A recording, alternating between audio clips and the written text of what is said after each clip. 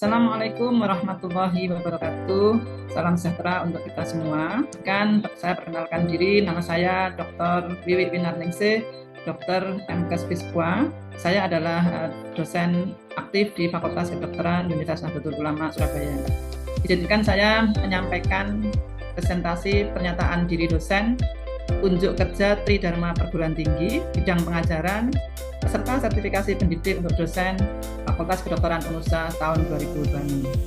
Pertama, saya ingin menyampaikan profil akademik bahwa saya adalah dosen aktif di Fakultas Kedokteran Universitas Nahdlatul Ulama Surabaya, telah mengabdi sejak tahun 2016 secara berkelanjutan. Home base saya yang pertama adalah Prodi S1 Pendidikan Dokter, Fakultas Kedokteran Universitas Nahdlatul Ulama Surabaya.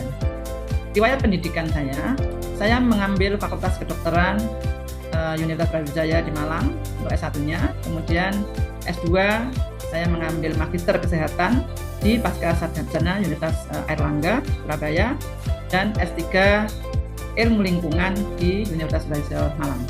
Mata kuliah yang saya ampu yang pertama adalah Pemberdayaan Pesantren 1, kemudian yang kedua Pemberdayaan Pesantren 2, ketiga Pemberdayaan Pesantren 3, kemudian yang keempat Biostatistika, yang kelima modul elektif pemberdayaan pos kesehatan pesantren atau poskestren, dan yang kelima adalah modul integratif klinis. Baiklah, saya akan menyampaikan presentasi tentang mata kuliah modul elektif manajemen poskestren, di mana saya sendiri sebagai penanggung jawab mata kuliah. Mata kuliah ini masuk dalam rumpun mata kuliah ilmu kesehatan masyarakat dan kedokteran komunitas. Judul mata kuliahnya adalah modul elektif manajemen poskestren atau pos kesehatan pesantren dengan beban 2 SKS. Diberikan pada semester genap tahun 2025-2026. Institusinya adalah Fakultas Kedokteran Universitas Nahdlatul Ulama Surabaya, dan penanggung jawab mata kuliahnya adalah saya sendiri, Dr. Wiwi Winarningsih, Dr. MKes Fiskwa. Sebelum menyampaikan lebih lagi tentang modul manajemen poskestren, izinkan saya menyampaikan visi dan misi Fakultas Kedokteran Universitas Nahdlatul Ulama Surabaya. FK Unesa mempunyai visi menjadikan Fakultas Kedokteran yang terkemuka di bidang kedokteran pencegahan, unggul di tingkat nasional dan internasional khususnya ASEAN, profesional dalam ilmu pengetahuan dan teknologi kedokteran, berjiwa wirausaha serta berkarakter Islami. Visi ini kemudian diberikan menjadi beberapa misi. Misi yang pertama dan kedua adalah masalah pendidikan dan penelitian, di mana yang pertama tentang pendidikan dokter yang berdaya saing, menyelenggarakan pendidikan dokter dan profesi dokter berdasarkan sumber daya dan atmosfer yang kompetitif untuk memacu keinginan belajar, berpikir analitis, kritis, dan inovatif. Kemudian misi yang kedua tentang penelitian berbasis pesantren, yaitu melaksanakan dan mengembangkan penelitian kedokteran dasar, klinik, dan komunitas, terutama di lingkungan pesantren, untuk menghasilkan karya ilmiah bermutu dan bermanfaat. Misi yang ketiga dan keempat adalah tentang pengabdian dan SDM. Tentang pengabdian kepada masyarakat, yaitu melaksanakan pengabdian kepada masyarakat di bidang kesehatan melalui penguatan sivitas akademika dan mitra kerja untuk mendapatkan inovasi dan kesejahteraan masyarakat. Sedangkan misi yang keempat tentang pengembangan SDM profesional, mengembangkan sumber daya manusia yang mampu menguasai dan menerapkan IPTEX untuk meningkatkan kesejahteraan sivitas akademika sebagai profesional berintegritas. Misi 5 dan 6 tentang tata kelola dan karakter, yaitu membentuk atau melaksanakan good governance dan wirausaha, melaksanakan good governance yang profesional dalam mengelola fakultas kedokteran yang didasari oleh jiwa wirausaha serta nilai-nilai Islami. Dan yang keenam tentang budaya Azwajah An-Nahdliyah, menumbuh kembangkan budaya Ahlus Sunnah wal Jamaah An-Nahdliyah dalam seluruh kehidupan dan aktivitas akademik sivitas akademika. Skripsi mata kuliah modul elektif manajemen poskestren adalah sebagai berikut. Yang pertama tentunya mata kuliah ini berbasis OBE atau Outcome Based Education. Yang kedua, pemahaman konsep tentang manajemen pos kesehatan pesantren bisa diimplementasikan dalam bentuk pengalaman praktis, mencakup pengorganisasian, pembentukan, pembinaan, dan pengembangan pos kesehatan pesantren. Yang ketiga, mahasiswa dibekali dengan keterampilan simulasi fokus group discussion atau FGD, dan promosi kesehatan atau prokes. Kemudian yang keempat, melakukan pelatihan santri wisada. Santri wisada ini adalah kelompok kader kesehatan di lingkungan pesantren yang telah mendapatkan pelatihan dan nanti berfungsi sebagai agent dalam merubah atau agent perubahan dalam mempromosikan masalah kesehatan dan sanitasi di pondok pesantren. Yang kelima, melakukan pelayanan kesehatan berupa pemeriksaan kesehatan dasar serta status gizi santri. Yang keenam, menyusun rencana tindak lanjut serta penulisan laporan dan proposal kegiatan tindak lanjutnya. Capaian pembelajaran lulusan yang ingin dicapai untuk mata kuliah ini meliputi sikap, pengetahuan, dan keterampilan umum maupun keterampilan khusus. Sedangkan capaian pembelajaran mata kuliah modul elektif manajemen poskestren ini antara lain pada CPMK 4, mahasiswa mampu menganalisis indikator keberhasilan poskestren, menentukan strata poskestren, serta merancang instrumen survei mawas diri atau SMD, dan program cek kesehatan gratis atau CKG bagi santri, serta memeriksa status gizi santri. Sedangkan CPMK 5, mahasiswa mampu menyiapkan, mensimulasikan, mengimplementasikan kegiatan lapangan atau learning by doing, melakukan pelatihan santri wisada, menyusun rencana tindak lanjut atau RTL, serta mempresentasikan laporan kegiatan dan menyusun proposal secara terstruktur. Materi pembelajaran dalam modul manajemen poskestren ini adalah yang pertama tentang pengorganisasian pos kesehatan pesantren. Kemudian yang kedua, langkah-langkah pembentukan pos kesehatan pesantren. Yang ketiga, penyelenggaraan kegiatan poskestren. Yang keempat, pembinaan poskestren atau pos kesehatan pesantren. Yang kelima, pengembangan poskestren, mungkin bisa berkembang menjadi klinik, bahkan rawat inap dan sebagainya. Kemudian yang keenam, indikator keberhasilan poskestren. Kemudian yang ketujuh, tentang strata pos kesehatan pesantren. Yang kedelapan, survei mawas diri di pondok pesantren. Dan yang kesembilan, screening kesehatan gratis santri melalui program CKG atau PKG serta status gizi santri.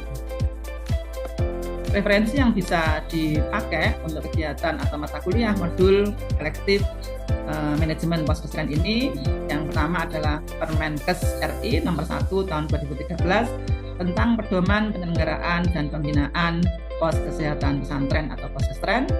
Kemudian buku ajar oleh Arifin S. Rahman dan kawan-kawan, yaitu tentang buku ajar dasar-dasar manajemen kesehatan. Kemudian Dainen MH dan kawan-kawan tentang program planning for health education and promotion edisi kedua. Kemudian Kemenkes RI ini tentang buku riset kesehatan dasar tahun 2018.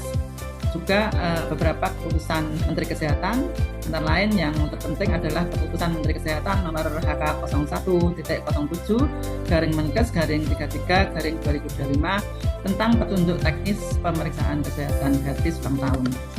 Juga ada beberapa surat edaran dari Kemenkes. Selanjutnya tentang sistem pembelajaran. Sistem pembelajaran pada mata kuliah modul elektif manajemen poskestren ini dilakukan secara luring atau kontak langsung dan dilakukan selama 3 minggu. Terdiri dari pembelajaran teori yang dilaksanakan di kampus. Pembelajaran teori ini ada sesi tutorial. Mahasiswa akan aktif mencari materi-materi pembelajaran yang berkaitan dengan modul manajemen poskestren yang sudah ditetapkan tadi.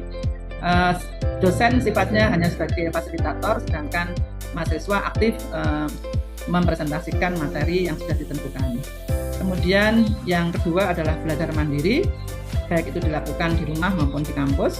Kemudian diskusi kelompok tanpa tutor, jadi mahasiswa diberi kesempatan untuk mengeksplor ide-ide serta kegiatan yang akan dilakukan bersama-sama dengan anggota kelompoknya sendiri tanpa melibatkan tutor, dalam hal ini dosen pengampu. Kemudian mahasiswa berikutnya adalah melakukan presentasi, baik itu tugas individu maupun tugas kelompok yang sudah disusun melalui tutorial, belajar mandiri, dan diskusi kelompok tanpa tutor yang disebutkan di atas. Selain teori di kampus, modul ini juga dilaksanakan praktek di lapangan, yakni di pondok pesantren yang telah bermitra dengan UNUSA. Kegiatan ini pada semester kemarin ini diikuti oleh 53 mahasiswa dan terbagi menjadi 9 kelompok sesuai dengan materi pembelajaran yang sudah ditetapkan oleh BCMK. Metode pembelajarannya disampaikan bahwa metode pembelajarannya secara tutorial, kemudian belajar mandiri, kemudian diskusi kelompok tanpa tutor, kemudian presentasi tugas individu dan tugas kelompok, serta praktek di lapangan dalam hal ini di pondok pesantren. Kemudian yang terakhir menyusun penyusunan laporan dan proposal kegiatan untuk tindak lanjut berikutnya. Penilaian pembelajaran ini ada beberapa tahapan penilaian, baik itu penilaian harian maupun mingguan, serta bagian dari kognitif, afektif maupun psikomotor yang nanti terbagi menjadi beberapa kelompok penilaian sebagai berikut. Penilaian pembelajarannya terdiri dari beberapa kriteria, antara lain penugasan individu dan kelompok, yang kedua juga akan dinilai sikap, kemudian kehadiran, kemudian juga unjuk kerja simulasi, kemudian observasi lapangan selama praktek, dan juga laporan. Ini tentunya menjadi penilaian sendiri bagi mahasiswa karena mahasiswa nanti akan mendapatkan tugas secara individu maupun kelompok, kemudian akan diobservasi bagaimana sikapnya baik selama pembelajaran di kampus maupun di lapangan khususnya, karena ini akan berhubungan langsung dengan masyarakat. Kemudian tingkat kehadirannya juga diharapkan 100%.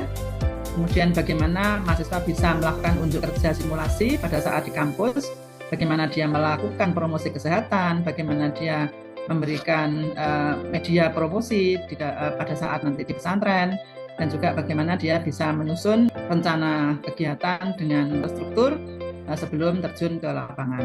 Kemudian dilanjutkan dengan penilaian pada saat praktek di lapangan, yakni di pondok pesantren, dan terakhir bagaimana mahasiswa bisa menyusun laporan secara terstruktur dan juga menyusun proposal kegiatan tindak lanjut.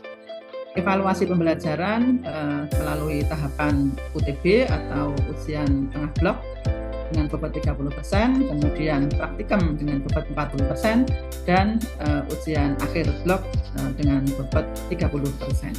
Demikian pernyataan diri dosen unjuk kerja Tridharma Perguruan Tinggi yang saya lakukan. Mudah-mudahan ini bisa menjadi pertimbangan dalam rangka memenuhi persyaratan untuk menjadi peserta sertifikasi pendidik untuk dosen Fakultas Kedokteran Universitas Nahdlatul Ulama tahun 2026. Berikut akan saya sampaikan visualisasi dari kegiatan pembelajaran, baik itu pembelajaran teori di kampus maupun pembelajaran praktek di pondok pesantren yang akan ditayangkan dalam video berikut. Assalamualaikum warahmatullahi wabarakatuh. Waalaikumsalam warahmatullahi wabarakatuh. Apa kabar adik? Alhamdulillah. Untuk semangat pagi, mari kita tepuk tangan dulu. Untuk mata kuliah modul elektif manajemen kesehatan yang sudah kita lalui beberapa pertemuan ya, ini masuk ke pertemuan keempat ya hari ini. Iya.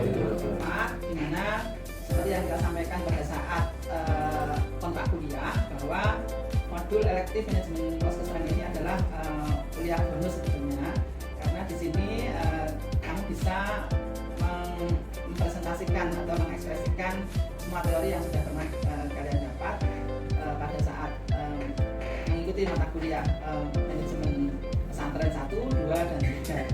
Maka itu menjadi prasyarat untuk bisa mengikuti modul kuliah pada ini. Untuk membahas lebih detail tentang pertemuan pada hari ini supaya mendapat amanah dari Allah SWT dan kuliah bisa berjalan dengan lancar seperti biasanya, silakan dibuka dulu dengan doa. Siapa yang akan memberi doa? Silakan. Baik, sebelum kita mulai pembelajaran pada hari ini, mari kita berdoa dulu. Doa dimulai. Bismillahirrahmanirrahim. Raditu billahi rabba wa bil islami dina wa bi Muhammadin nabiyyan wa rasulah. Rabbi zidni ilma warzuqni fahma. Rabbi shrah li sadri wa yassir li amri wa hlul 'uqdatam min lisani yafqahu Baik, qawli. adik-adik, sebelum pembelajaran kita mulai, sebelum penampilan presentasi akan maju, jangan lupa absensi dulu ya. Absensi dan lewat isologan, silakan.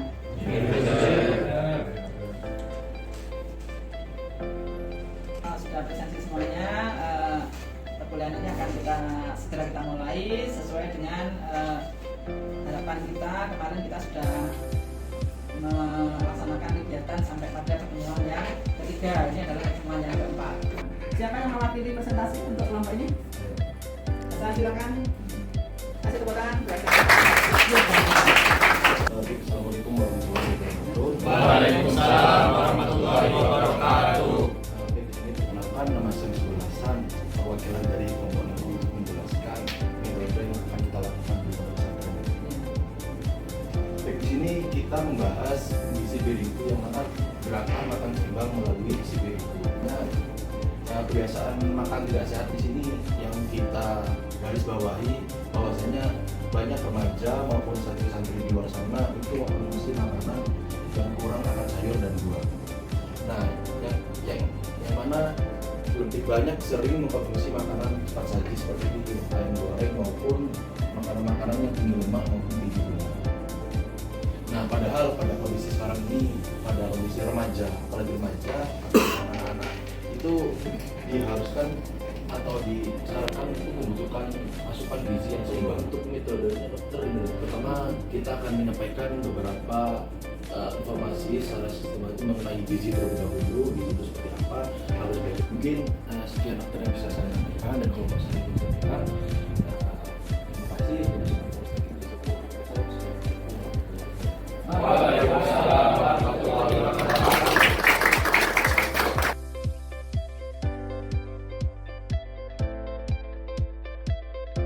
Yang diambil berapa orang nanti yang akan mengikuti? 30. 30 orang. Jadi itu tidak hanya santri saja ya.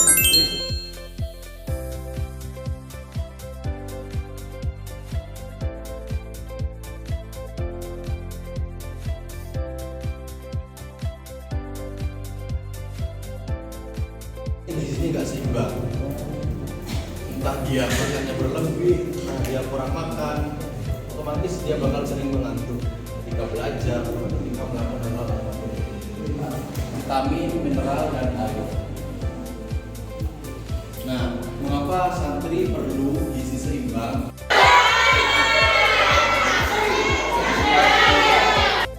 Tadi di situ kan ada kayak penerangan gimana Menjaga berat badan tubuh ideal.